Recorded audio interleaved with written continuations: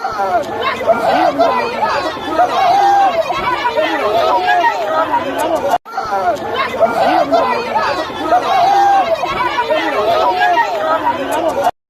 Mutima Comedien ari we wenyene yarokotse mu bantu bagiranye isanganya bose babiri remo bari basanzwe bari kumwe bakaba baciye bitaba Imana aho uravye nimwe mu ngendeshwa Mutima Comedien yarasanzwe afise ikaba nayo nyene yarononekaye uburyo kabije cyane ku buryo boneka ko imodoka itazosubira mu barabara. Nkundira rero ndabaha ikaze kuri Best Friend TV muri kumwe na MC Yaraye nko vyamo exclusive news.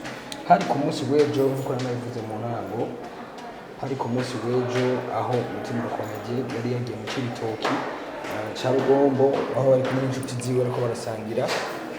Nyuma murabizi iyo umuntu agiye gutembera akagera ko bwira aragera kwifuza gutaha, nuko rero baratashe bamaze gutaha baraza niho bagira isanganya bagongana n'ikamyo y'igipolisi aho hari ku masaha yeje igice isaha amasaha n'iminota uko abantu bagiye kuraba ba hafi barashobora badotse baza kugira ngo barabe ko bufasha basangani imodoka ya Mutima Comedien. Hari abari bayizi n'abatari bayizi bamaze kuyibona niho batangura gukura y'abantu bigenda biboneka ko muko mubona nga ku mafoto ko byari ibintu bikomeye cyane. Urabona ko no mu gukorayo abantu barinda gusatura imodoka kugira ngo bashobore gushikira abantu.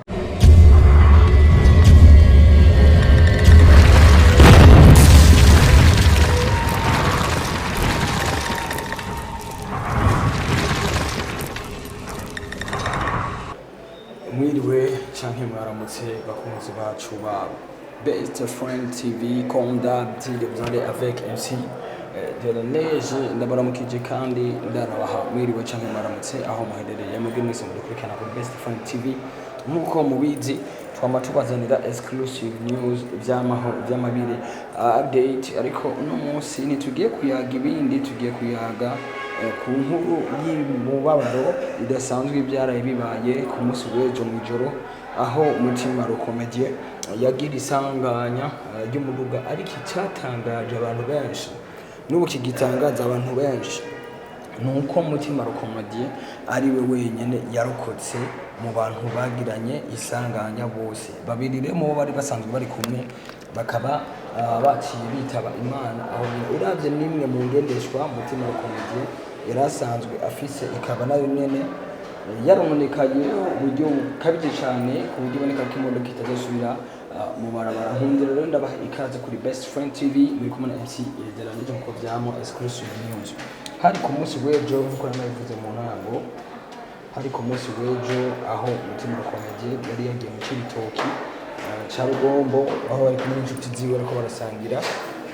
Nyuma murabizi iyo umuntu agiye gutembera akagera ko bwira aragera kwifuza gutaha, nuko rero baratashe bamaze gutaha baraza niho bagira isanganya bagongana n'ikamyo y'igipolisi aho hari ku masaha yeje igice isaha amasaha n'iminota uko abantu bagiye kuraba ba hafi barashobora badotse baza kugira ngo barabe ko bufasha basangani imodoka ya Mutima Comedien. Hari abari bayizi n'abatari bayizi bamaze kuyibona niho batangura gukura y'abantu bigenda biboneka ko muko mubona nga ku mafoto ko byari ibintu bikomeye cyane. Urabona ko no mu gukorayo abantu barinda gusatura imodoka kugira ngo bashobore gushikira abantu babakureyo, bikaba rero ari byo byaciye bivamwo benshi kwibaza, abarundi benshi kwibaza mbega kubera iki hapfuye abo bandi hatapfuye Mutima. Ariko naje nkabara kumvuga nti iyo umuntu isaha yiwe itaragira n'umunota